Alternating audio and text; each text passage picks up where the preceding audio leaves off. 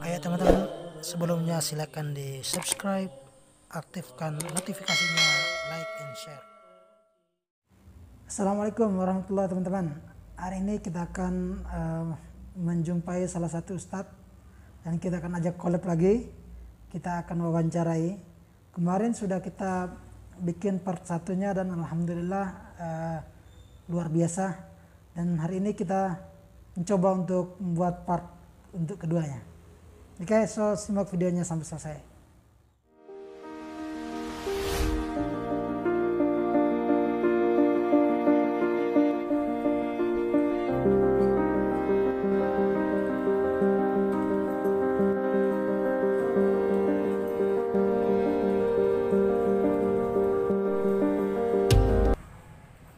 Bismillahirrahmanirrahim. Assalamualaikum warahmatullahi wabarakatuh. Waalaikumsalam warahmatullahi wabarakatuh.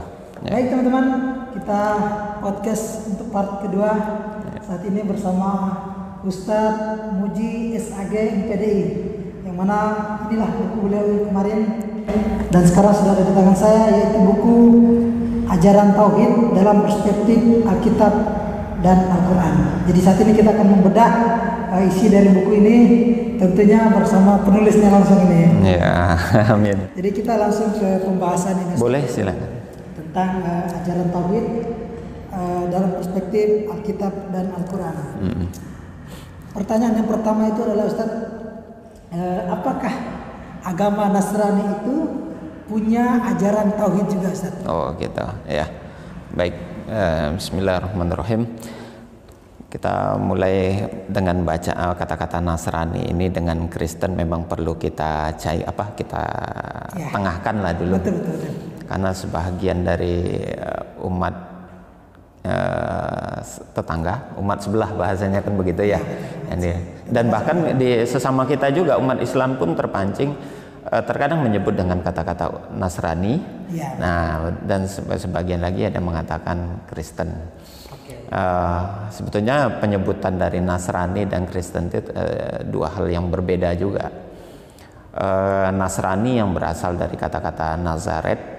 Nazaret itu daerah kecil gitu ya, di mana tempat Yesus ataupun Nabi Isa gitu. Nabi Isa itu berada, masa kecil dia, masa lahir dia di sana, di kota Nazaret, bahagian dari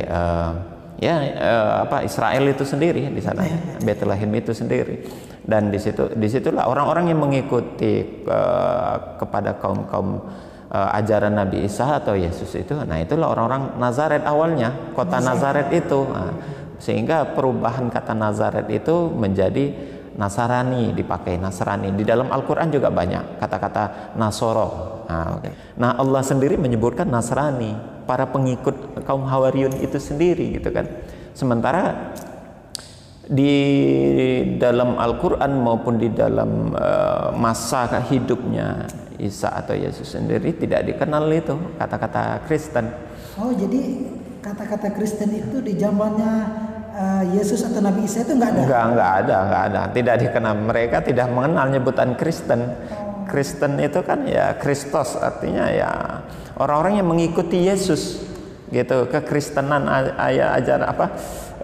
ajaran yang dibawa oleh Yesus begitu, dan itu munculnya justru sudah Yesus tidak ada 3 abad kemudian. 3 abad kemudian di Antioquia itu pertama sekali kata-kata Kristen itu dimunculkan. Itu udah nggak ada lagi tidak muncul kata-kata Kristen itu di abad pertama atau di awal-awal kekristenan itu tidak ada. Oke, jadi artinya sampai saat ini yang istilah Nasrani itu sudah tidak ada lagi, Ustaz? Tidak ada. Dalam konteks aslinya memang tidak disebutkan itu. Makanya di dalam kalau di Injil ada beberapa ayat yang menunjukkan kata-kata Kristen saja lagi, tidak ada sebutan tidak Nasrani. Nah, cuman penggabungan dua kata itu jadi rancu, saat ini tuh jadi rancu. Mereka disebut juga Nasrani, mereka disebutkan Kristen juga. Padahal itu dua hal yang berbeda itu. Bedanya gimana, Ustaz? Harusnya kalau memang mereka mengakui sebagai Nasrani itu masih memegang ajaran-ajaran yang dibawa oleh Yesus. sama oleh Nabi Isa itu. Nabi Isa gitu loh, karena dia pengikut kaum Nasara gitu loh. Cuman itu sudah dipakai juga, diklaim sampai sekarang itu mereka menganggap kaum Nasrani juga. Padahal yang mereka anut sekarang itu bukan dari Nabi itu. Udah jauh. Udah jauh. Nah itu ya sudah jauh dari konteks yang sebenarnya. Bahkan kalau kita mau jujur, ini saya bawakan Injil Barnabas ya. Ini kitab ini sudah boleh dianggap ya punah begitu ya bahasanya itu. Terjemah Injil Barnabas ini yang tidak diakui oleh mereka. Kenapa tidak diakui? Pertanyaannya ke sana tuh. Kenapa tidak? Kalau ini diakui sama mereka, otomatis mereka akan terima Islam. Mereka akan terima Islam. Oh gitu. Ini apa yang ditulis oleh Barnabas, The Gospel of Barnabas ini banyak, sangat ada benang merah jalurnya lurus dengan Al-Quran. Saya mungkin boleh bacakan sedikit saja perkataan Yesus di dalam Injil Barnabas ini. Ini kata Yesus ini. Philip ini salah satu murid yang di Filipus ini, salah satu murid Yesus. Dikatakan begini, Philip, Allah itu suatu kebaikan. Disebut Allah di sini. Tidak disebut. Tadi kan berkaitan tentang tauhid nih. Nah, kita lihat di sini nih kata-katanya nih. Apa kata Barnabas? Injil Barnabas memuatnya. Philip, Allah ialah sesuatu kebaikan. Tanpa ada Allah, nihil kebaikan. Allah ialah sesuatu yang maha ada. Tanpa Allah, nihil yang ada. Allah ialah sesuatu yang maha hidup, dan tanpa Allah tidak akan ada yang hidup atau nihil yang hidup. Allah itu sesuatu yang maha besar, maka kesegalaan dan kebesaran bahwa Dia memang memenuhi kesegalaan dan apa-apa yang ada di dalamnya. Dia sendiri tiada mempunyai banding. Nah, ingat itu, tidak ada banding buat Dia. Artinya kalau di dalam Islam itu laisa kamitslihi syai'un, tidak ada yang sama seperti Dia. Dia tidak berawal dan tidak pula berakhir. Huwa awalu wa huwa akhiru. Dia yang awal dan dia yang akhir gitu loh. Tetapi terhadap segala sesuatu Dia telah memberi suatu permulaan, dan terhadap sesuatu Dia akan memberi suatu pengakhiran. Artinya ciptaannya itu ada awalnya, ada akhir. Sementara Dia itu tidak ada awal, tidak ada akhir. Bahasa dalam Al-Quran itu tadi, huwa awalu wa huwa akhir. Dia awal dan Dia akhir. Konteksnya sama begitu ya. Dan di sini juga dikatakan, sesungguhnya Engkau adalah Allah. Ini perkataannya. Sesungguhnya Engkau adalah Allah yang maha tersembunyi. Artinya tidak terlihat. Barnabas mengatakan Allah itu gaib. Iya. Keras ya. Tuhan itu gaib. Jadi nggak nampak. Sama di Islam konteksnya gaib. Allah itu tidak berfisik, tidak berwujud. Gitu kan. Kemudian sedang Allah telah berkata kepada Musa, hambanya, aku itu yang mana aku adalah aku, dan tidak ada selain dari aku. La ilaha illallah. Betul kan? Jadi itu sebagian kecil. Nanti kalau mau lebih rinci di dalam buku yang saya tulis ini begitu banyak. Tadi kan ditanya konsep tauhid gitu di dalam Kristen gitu ya. Di dalam konsep Kristen kita lihat nanti di halaman 70 ini saya tuliskan biar lebih jelas. Saya bacakan ayat keterangannya dan ayat-ayatnya biar semuanya kita lebih fair. Kita kan bukan menghujat, bukan asumsi, bukan hayalan, bukan cerita bohong. Ini ilmiah ya. Silakan yang punya Injil nanti dibuka di Injilnya untuk membuktikan akan hal itu. Di dalam Injil Barnabas yang dikatakan di sini dalam Barnabas pasal 29 ini katakan begini. Kemudian firman Allah mengatakan, Aku adalah Allah sendiri dan tiada lain kecuali dari aku. Aku memukul jatuh dan menjadikan sembuh. Aku mematikan dan memberi kehidupan. Aku melemparkan turun ke neraka dan aku membawa keluar dari situ. Dan tidak seorang pun sanggup untuk membebaskan dirinya di luar dari tangan-tanganku. Ini kekuasaan Tuhan Allah. kita lihat dalam tauhidnya Nabi Musa itu dari Nabi Ibrahim itu. Yang ayat yang saya katakan di Barnabas itu tuh ajaran itu sudah ada dari Ibrahim. Nah, nanti ada di dalam buku yang ini nih. Ini saya banyak bawa buku. Nah, Iya. ini saya punya judul buku. Buku-buku yang saya bawa ini teman-teman semua. Ini buku-buku yang tidak beredar di pasaran. Nanti kita lihat bukunya satu persatu apa ya. Ini ada Millata Ibrahim. Milah Ibrahim. Agama dakwah para nabi dan rasul. Ini tidak kita dapat di pasaran ini. Nah, apa kaitannya ajaran tauhid yang saya tulis dengan Millata Ibrahim? Apa yang ada di dalam Barnabas ini sudah dimulai di dalam oleh ajaran Nabi Ibrahim. Artinya Nabi Ibrahim itu membawa ajaran tauhid itu sama seperti sama persis. Nah, sama. Nanti kalau kuatnya ada di dalam surat Ali Imran, kalau dalam Al-Qur'an ya Ali Imran ayat 48 itu ada dijelaskan di sana. Kemudian kita lihat dulu, kita selesaikan ini konsepnya kan apa ada di Kristen itu kan gitu ya. Kita lihat di tauhidnya Nabi Musa itu dalam kitab Taurat, kalau sekarang disebut di Perjanjian Lama. Kalau di sini kitab Taurat itu, nah ini sudah disebut sebagai Perjanjian Lama. Di dalam Perjanjian Lama itu ada nama surat Ulangan pasal 4 ayat 35. Apa di sana ajaran tauhidnya? Engkau diberi melihat untuk mengetahui bahwa Tuhanlah Allah. Oke. Tidak ada yang lain kecuali dari Dia. La ilaha illahu. Kalau bahasanya begitu tuh Qur'annya, betul kan? Kemudian Ulangan pasal 6 ayat 4. Apa kata Allah? Dengarlah hai Israel, Tuhan itu Allah kita. Ya, yang saya sampaikan. Nah, Tuhan itu Esa. Shema Israel, Adonai Eloheno, Adonai Ehad. Itu bahasa Ibrani-nya itu. Nah, kemudian di Ulangan pasal 32 ayat 39. Lihatlah sekarang bahwa akulah Dia. Tidak ada Allah kecuali aku.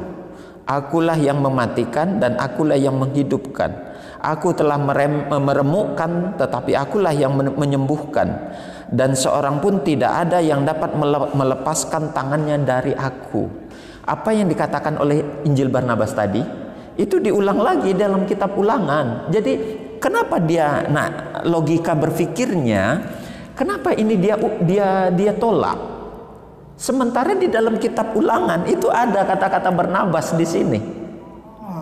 Nah, di Injil ini ada diulang di pasal itu Ulangan ayat 39 pasal 32 ayat 39. Itu sangat linier, sangat sebanding dengan pembicaraan perkataan Barnabas yang terdapat di pasal 29. Sangat sama begitu ya. Kemudian tauhidnya Nabi Daud misalnya gitu kan. Nabi Daud itu terdapat di kitab Samuel. Masih di dalam Alkitab ini kitab ajaran Nabi Daud, 2 Samuel pasal 7 ayat 22. Apa katanya? Sebab itu engkau yang maha besar, ya Tuhan Allah. Nah, itu dijelaskan. Sebab tidak ada yang sama seperti engkau. Laisa kamitslihi syai'un, sama itu ya. Tidak ada Allah selain engkau, menurut segala yang kami tangkap dengan telinga kami. Jadi nggak ada berita tentang Tuhan yang lain selain Allah. Itu dalam 2 Samuel pasal 7 ayat 22. Nggak ada Tuhan yang lain. Dia tidak dikatakan di sini tidak ada kabar yang lain, Tuhan yang lain selain dari Allah. Nggak ada yang sama seperti itu. Kita lanjut dulu. Pas surat Mazmur. Nih, dalam surat Mazmur ini kitab Injil Amsal, Mazmur dan Amsal. Perjanjian baru ya. Perjanjian baru. Nah, ini yang dipakai oleh orang-orang Kristen sekarang ini sama kalau di sini di Perjanjian Baru, nah Mazmur dan Amsal ini bagian dari kitab mereka juga ini. Nah, ya, jadi kita bukan mau ngarang-ngarang. Nah, pasal dalam surat Mazmur pasal 86 ayat 8 sampai 12. Tidak ada seperti engkau di antara para Allah yang ya Tuhan. Dan tidak ada seperti apa yang kau buat. Segala bangsa yang kau jadikan akan datang sujud menyembah kepadamu. Sujud menyembah. Nah, itu nanti ada tuh dalam pembahasan solat versi Nabi Isa. Seperti apa sholatnya Nabi Isa? Ada ya? Ada di Injil itu banyak. Nanti kita bicarakan itu. Seperti apa sholatnya kaum Yahudi, sholat Nabi Isa dan kaumnya, dan seperti apa sholatnya Islam? Sangat linear. Di dalam Injil Barnabas pun sangat dijelaskan dengan jelas. Di Perjanjian Lama dan Perjanjian Baru seperti apa sholat yang diajarkan ada. Makanya pernah di dalam minggu pembicaraan kita sebelumnya, saya mengatakan saya menjumpai Islam di dalam kitab lain, gitu loh. Oke, kita lanjutkan ini dulu ya. Sujud menyembah kepadamu ya Tuhan, dan akan memuliakan namamu, sebab engkau besar dan melakukan kebajikan-kebajikan engkau sendiri ya Allah. Tunjukkanlah kepadaku jalanmu yang lurus ya Tuhan. Itu kan ihdinas siratal mustaqim itu. Nah, jelas kan? Supaya aku hidup menuju kebenaranmu. Bulatkanlah hatiku takut akan namamu. Aku hendak bersyukur kepadamu ya Tuhan Allah Tuhanku dengan segenap hatiku, dan memuliakan namamu untuk selama-lamanya. Banyak sebetulnya. Kita lanjut kepada yang Yesus sajalah. Nabi Isa gitu ya. Tauhidnya Nabi Isa seperti apa, kan itu pertanyaannya. Kita tadi mencoba untuk dari nabi-nabi sebelumnya, dari Nabi Ibrahim, Nabi Daud, menyamakan apakah sama itu. Nah, kita mensinergikan, benar nggak sama itu, karena masih linear ya, betul. Apa kata Yesus? Nah, itu kita lihat nanti dalam surat Markus pasal 12 ayat 29. Boleh menggunakan Yesus ya? Oh, boleh lah. Boleh. Karena di sini kan Yesus kan mengakui apa yang diakui, gitu kan? Yesus yang diakui mereka. Dan Yesus, nama Yesus itu dari Isa ke Yesus itu terjadi perubahan sekitar kurang lebih tahun 325 Masehi. Ini hanya perbedaan bahasa saja. Isa versi Islam karena bahasa Arab. Yesus itu bahasa Yunani. Orang lidah Yunani itu nggak bisa nyebut Isa, itu nggak bisa. Dia biasanya nama-nama Yunani itu atau sebutan orang Yunani itu huruf depan dengan huruf akhir itu huruf-huruf konsonan, bukan huruf vokal. Makanya Martias, Yesus, Barnabas, Filipus, Markus, Martias, Yohanes itu huruf konsonan semua, depan dan belakang. Maka Yesus itu dirubah namanya dari Isa, Esau, Yosua, Yesus. Itu perubahan nama Yesus itu dari Isa ke Yesus itu ya. Nah, kita lihat dulu apa perkataan Markus, atau ada perkataan Yesus dalam kitab Markus Perjanjian Baru pasal 12 ayat 29. Jawab Yesus, hukum yang terutama itu ialah, dengarlah hai Israel, Tuhan Allah kita, Tuhan itu Esa. Nah, itu kan. Jadi di sini menggunakan Tuhan Allah kita. Bahasa kita itu kan artinya yang berbicara Yesus, kan yang berbicara Yesus ini. Dengan yang diajak berbicara itu masuk di dalamnya. Tuhan Allah kita itu kita ya, Tuhan itu ya Allah, Tuhan itu Esa. Kalau dia Tuhan, ya pastilah di sini dia pasti akan menyebut Tuhan kalian itu saya gitu loh. Kalau dia begitulah bahasa Arabnya itu kan. Ana rabbukumul a'la fa'budi kan gitu. Beribadahlah kepadaku, harusnya begitu. Tapi tidak begitu kan. Nah, tidak cukup satu itu saja. Kita lihat di surat Yohanes pasal 5 ayat 30 sampai 31. Apa kata Yesus itu? Aku tidak dapat berbuat apa-apa dari diriku. Aku menghakimi sesuatu dengan apa yang aku dengar, dan penghakimanku adil, sebab aku tidak menuruti kehendakku sendiri, melainkan kehendak Dia yang mengutus aku, gitu ya. Kalau aku bersaksi tentang diriku sendiri, maka kesaksianku itu adalah benar, karena memang Dia utusan. Kita lihat lagi dalam surat Yohanes pasal 17 ayat 3. Inilah hidup yang kekal, yaitu mereka mengenal engkau. Engkau ini siapa? Allah. Karena E-nya itu huruf besar. Itu. Yaitu mereka mengenal engkau satu-satunya Allah yang benar, dan mengenal Yesus Kristus yang telah engkau utus. Ingat, Yesus utusan di sini. Pasal Yohanes pasal 17 ayat 3, bukan Tuhan. Masuk perjanjian lama baru. Nah, di dalam kitab Yohanes itu ada. Tapi mereka nggak nolak gitu ya. Di dalam sini kan kitab ini masih mereka pakai. Masih mereka pakai. Dan di situ disampaikan itu adalah utusan. Ya, sebahagian ini yang mengatakan inilah syahadatnya Nabi Isa atau Yesus itu sendiri. Kalau di Ibrani kan yang tadi Shema Israel, Edone Elohino, Edone Ehad, wa akhihu saleh. Dan aku adalah utusan, bukan Tuhan. Itu pengakuan Yesus sendiri. Dan kita nggak bisa, kita bukan mengada-ngada, kita nggak bisa bantah karena ini dari kita mereka. Benar. Ya. Kalau dari Al-Quran mereka bisa membantah. Benar. Silakan kalau Quran yang bilang atau saya yang menulis secara sendiri, silakan. Nah, silakan dibantah. Mungkin ya saya dianggap memfitnah, silakan kalau memang itu saya karangan sendiri. Tapi ini tidak. Kalau mau memfitnah, kalau mau menuduh dan mempersoalkan, ya persoalkanlah ini. Ya. Karena ini referensi saya dalam menulis buku ini gitu loh ya. Nah, kita nggak cukup situ saja nih. Saya lanjut dulu ya. Karena ini berkaitan dengan konsep tauhidnya tadi nih. Dalam surat Mazmur kembali itu Amsal dan Mazmur dan Amsal. Ya, perjanjian baru juga tadi kan. Nah, ini kitabnya nih. Mazmur pasal 86 ayat 10. Sebab engkau yang maha besar dan melakukan keajaiban-keajaiban. Engkau sendirilah saja Allah. Nah, bayangkan engkau sendiri saja. Artinya kan nggak ada yang lain itu. Kan tauhid itu. Engkau sendiri saja Allah. Nggak ada yang lain itu. Begitulah. Itu pernyataannya. Kita lihat lagi dalam Injil Barnabas yang pasal 10 ayat 30 ya. Nah, Yesus setelah menerima wahyu ini lalu mengetahui bahwa ia adalah seorang nabi. Dalam Barnabas yang dalam ini kalau mau memprotes dan disangka mau mempermasalahkan, saya permasalahkan kitab ini. Injil Barnabas. Nah, saya hanya mereferensikan kepada ini ya. Nah, saya ulang. Yesus itu seorang nabi. Seorang nabi, tidak dikatakan dia Tuhan, tidak. Ya, Yesus setelah ini saya ulang kata-katanya. Barnabas 10:30. Ya, Yesus telah menerima wahyu ini lalu mengetahui bahwa ia adalah seorang nabi yang telah diutus untuk Bani Israel. Wah, jelas betul itu. Jelas, apalagi kurangnya. Ada utusan, ada kaum yang diutus. Benar, kan seperti kalau dalam konsep kenabian itu, nabi itu kan diutus untuk kaumnya. Untuk kaumnya, karena diprioritaskan kaumnya. Bedanya kepada Rasulullah kan untuk rahmatan lil alamin, seluruh alam.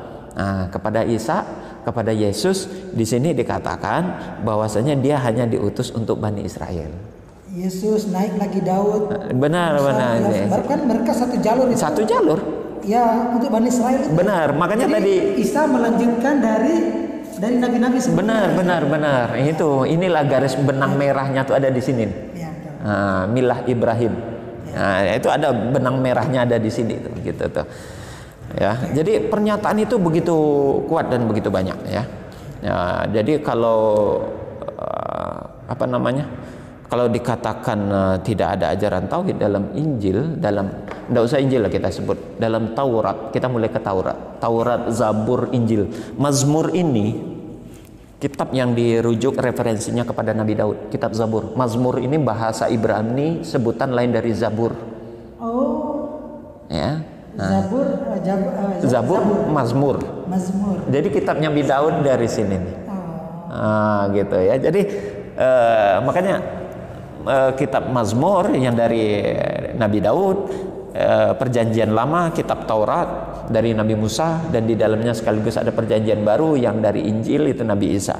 Jadi referensi kita bukan karangan dan Injil Barnabas. Dan semuanya begitu lengkap. Ya, ini satu lagi nih. Ini The Gospel of Judas. Ya, ini nggak banyak, orang Kristen pun nggak banyak yang dua kitab ini nih. Jadi kita bukan referensi, kita bukan kita kupas. Ya, kita ilmiah gitu. Dan perlu kita diketahui, ini yang menulis bukan orang Islam. Bukan orang Islam gitu loh. Orang mereka ya. Jadi bukan mendiskreditkan, bukan mencari-cari kelemahan. Kembali kepada konteks kita mencari kebenaran. Bukan pembenaran. Nah, itu mencari kebenaran. Jadi saya rasa referensi kitab-kitab ini, baik itu ada Taurat, ada Zabur atau Mazmur, ada juga Injil dan Al-Quran melengkapi semuanya. Kita nggak bisa pungkiri itu, bahwasanya apa yang dijelaskan oleh Nabi Ibrahim, diajarkan oleh Nabi Ibrahim dalam milata Ibrahimnya, itu memang benar adanya. Makanya pantas di dalam Al-Quran surat Ali Imran itu dikatakan wa nahnu lahu muslimun. Kami semuanya membawa agama Islam, kami beragama Islam dan kami orang-orang Muslim. Jadi nggak ada yang di luar Islam. Maka pantas kalau Allah katakan inna dina indallahil Islam. Karena satu kesatuan tadi. Nah betul, satu kesatuan utuh begitu. Nah itu tuh konteks kalau dipertanyakan apakah ada tauhid, ajaran tauhid itu ya. di dalam. Baik Ustaz, luar biasa. Jadi kita membedah dari Nabi Ibrahim, kemudian turun lagi Nabi Musa, kemudian Nabi Daud, kemudian Nabi Isa. Mereka punya satu misi. Betul. Iya betul. Kemudian menjadi permasalahan sekarang, apa yang membuat umat Kristen lah ya menyimpang dari ajaran itu sebenarnya. Sedangkan mereka punya ajaran yang mana sama dengan Islam ya kan, sama dengan Nabi Ibrahim, kemudian nabi-nabi sebelumnya itu. Apa yang membuat agama Kristen ini jadi menyimpang keluar dari jalur ini? Oke, baik. Baik, terima kasih. Sebelumnya saya perlihatkan dulu nih judul buku. Sekali lagi ini buku ini tidak tidak beredar di pasaran. Agak dekat sedikit biar kelihatan teman-teman judulnya ini. Kita tampilkan. Ya. Jadi judulnya ini, haruskah Anda percaya kepada Tritunggal? Ekstrim, sangat ekstrim bahkan. Saya pun dulu awalnya begitu luar biasa kagetnya nih melihat buku ini ya. Kok begini judulnya? Ini apakah menghujat, apakah menghina atau bagaimana gitu ya? Ternyata di sini banyak termuat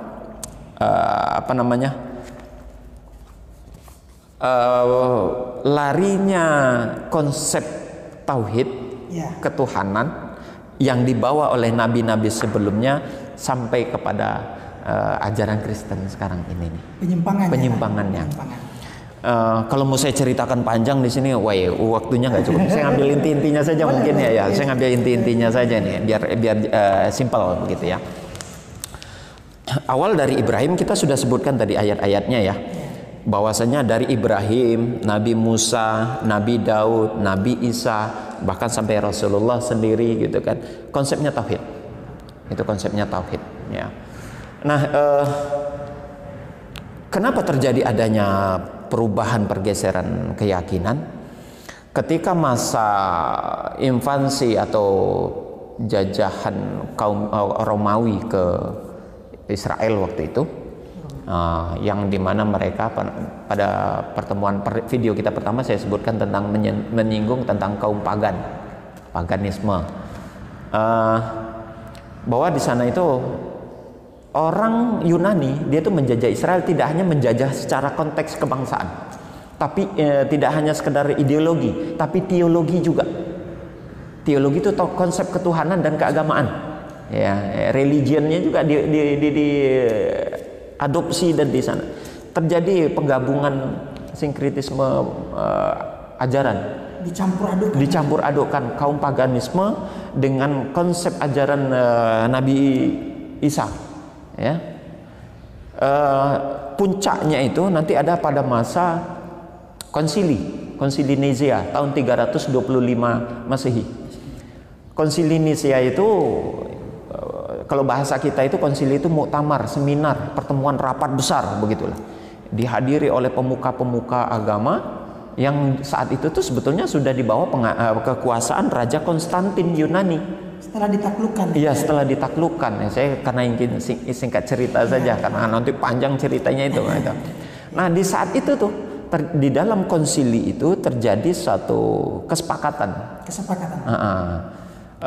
Bahwasanya ada poin-poin inti yang lahir pada konsili Nicea. Pertama, penetapan 4 Injil yang diakui dalam agama Kristen. Jadi kitab-kitab yang sebelumnya ada berapa Injil? Oh banyak. Kita sebutkan yang lainnya ini Injil yang apokripa yang dibuang. Injil Maria, Injil Filipus, Injil Barnabas, Injil Yohanes, Injil Yakobus, Injil Martias, Injil Filipus. Nah, itu tuh Injil-Injil yang dibuang, tidak diakui. Termasuk Barnabas. Nah, ini salah satu di antaranya sama ini dibuang. Sama Judas. Iya. Ini Injil-Injil yang dibuang sama mereka dan tidak diterima. Lalu menetapkan yang ada di dalam sini 4 Injil. Injil Markus, Matius, Yohanes dan Lukas. Nah, itu yang diakui. Kenapa yang ini mereka buang? Seperti tadi yang saya katakan, ini linear sekali dengan Al-Quran isinya. Andai saja mereka mau membuka dan membaca ini sulit sekali lagi ditemui. Injil-Injil yang ini sangat sulit ditemui. Saya yakin syahadat mereka nanti. Nah itu Ustaz, berarti mereka memang nggak bisa melawan pada saat itu karena dalam kondisi terjajah. Betul. Jadi wajar saja mereka harus menerima. Ya. Jadi di samping menetapkan posisi Trinitas itu saat konsili itu. Dalam diri Yesus itu terdapat di dalam diri Tuhan Yesus itu terdapatnya adanya unsur Bapa, Anak dan Roh Kudus. Nah, di situ tuh pada konsili itu sendiri. Itu tiga tapi satu. Nah, itu banyak yang saya sudah beberapa kali bicara sama yang non muslim berkaitan dengan konsep ketuhanannya. Dia banyak menganalogikan, ada yang menganalogikan kan itu seperti sebatang rokok. Rokok itu kan satu batang, ya. Tapi di dalam rokok itu ada kulitnya, ada tembakau dan ada filter, kan 3 tapi 1.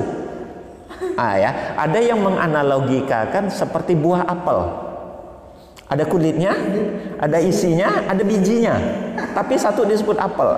Tapi nggak bisa, saya bilang.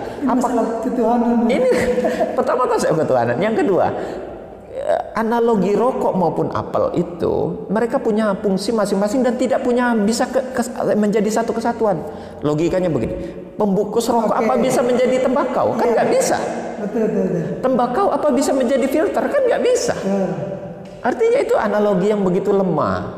Kalau tiga-tiganya itu memiliki peran yang sama, mungkin masih bisa diterima. Benar. Tapi kalau itu jadi satu kesatuan, tunggu dulu. Oh iya. Itu tadi, kalau Yesus Bapa dan Roh Kudus itu dijadi satu kesatuan dan dia 100%, pertanyaannya ketika Yesus disalib, kemana unsur ketuhanannya? Itu yang kenapa dia teriak, Eli, Eli lama sabaktani, Tuhanku, Tuhanku, kenapa engkau tinggalkan aku? Lah, kalau dia menyatu, kenapa kok saat itu dia pisah itu tuh? Itu menunjukkan bahwasanya dia dan Tuhan itu tidak menyatu. Nanti saya ada pernah dialog begitu ya, untuk membuktikan bahwasanya Yesus dan Bapa itu tidak menyatu. Ada beberapa ayat Injil yang membuktikan bahwasanya dia, Anak dan Bapa itu tidak nyatu itu. Kita lihat nanti di dalam ayat-ayat nanti lain pembahasan lah. Kita fokus ke tauhid dulu ya. Tauhid tadi, nah itu ketika dia disalib, dia kan katanya orang-orang yang non-muslim bahwa dia itu memang tidak mau ini cuma karena untuk menebus dosa mereka ya. Ya. Jadi dia nggak berdaya lah seperti itu karena untuk menebus dosanya mereka. Sisi kemanusiaannya saat itu yang disalib itu banyak yang menjadi pengakuan orang-orang dan untuk menebus dosa manusia. Gitu. Padahal kalau begitu analogikanya, kalau misalnya sudah ditebus dosa sama saya, buat apa ibadah lagi? Kan dosa sudah ditanggung saya. Setiap yang lahir sudah ditebus. Sudah ditebus. Ya udah nggak usah lagi ibadah. Logikanya kan begitu. Ya buat apa saya ibadah? Toh saya sudah pasti masuk surga. Nah kalau sistem Nabi Muhammad dia nggak menebus dosa. Nggak begitu. Memang Rasulullah di dalam Al-Quran jelas dan tegas, Rasulullah itu bukan bukan untuk juru selamat umatnya. Untuk menebus dosa. Bukan untuk menebus dosa, tapi dia mengajak umatnya untuk menyelamatkan diri. Cara menyelamatkan diri bagaimana? Al-Quran disediakan, sunnah disediakan, dan makanya taraktu fikum amroini, aku tinggalkan 2 perkara, kata Rasulullah kan, yang kalau seandainya kamu berpegang gitu, walan tadilu, kamu tidak akan tersesat selamanya. Kitabullah wa sunnati, Al-Quran dan hadis, kan begitu tuh. Nah memang Rasulullah bukan juru selamat. Juru selamat ya. Tidak ada keselamatan ditanggung oleh Muhammad, tidak ada. Muhammad itu ya jangan salah, ini juga jadi serangan kadang di agama sebelah itu, saudara-saudara kita menggunakan kesempatan itu. Muhammad aja nggak selamat, kalian mana ada. Memang Muhammad bukan juru selamat, tapi dia mengajak jalan keselamatan. Jalan kebenaran. Nah, jalan kebenaran itu. Nah, diajarkan. Makanya memang di dalam Islam keselamatan itu sendiri-sendiri. Individu gitu. Lakum a'malukum wali a'mali. Buat kamu amal perbuatan kamu, buatku perbuatanku sendiri gitu loh. Nah, beda memang. Sebetulnya di Kristen kalau di Yesus itu kalau dia Tuhan 100%, manusia 100%, terus ketika dia disalib itu kemana pergi ketuhanannya? Kan pertanyaan besar itu. Ya. Dan kalau seandainya dia itu memang juru selamat gitu ya, menyelamatkan, menebus dosa manusia, lalu buat apa lagi umatnya beribadah? Karena sudah diselamatkan, ya udah nggak usah lagi buat gereja, nggak usah beribadah ke gereja. Logikanya kan ke sana tuh. Nah, kita hanya mencoba mengkritisi ayat-ayat yang dituangkan di dalam Injil itu sendiri. Gitu. Jadi tadi intinya penyimpangan mereka itu adalah ketika mereka dijajah, ya. Jadi disitulah dimasukkan unsur Trinitas. Betul. Dan dibuang beberapa kitab yang mana ada linearnya dengan Islam itu. Betul. Ya, itu intinya ya. Ya, betul. Nanti kita kita ada bicara khusus lah nanti mungkin berkaitan dengan konsili. Sebetulnya tidak konsili Nicea ada. Dia itu ada konsili Nicea, ada konsili Calderon. Nah, dia ada 3 atau 4 konsili itu saya lupa itu ya tempat. Nah, di konsili itu, konsili Nicea, Calderon yang menunjukkan memperkuat ajaran Kristen itu. Dan di situ juga penetapan berubahnya nama Nabi Isa menjadi Yesus pada konsili Nicea. Nah, itu. Baik, luar biasa. Ayo teman-teman, sebelumnya silakan di subscribe, aktifkan notifikasinya.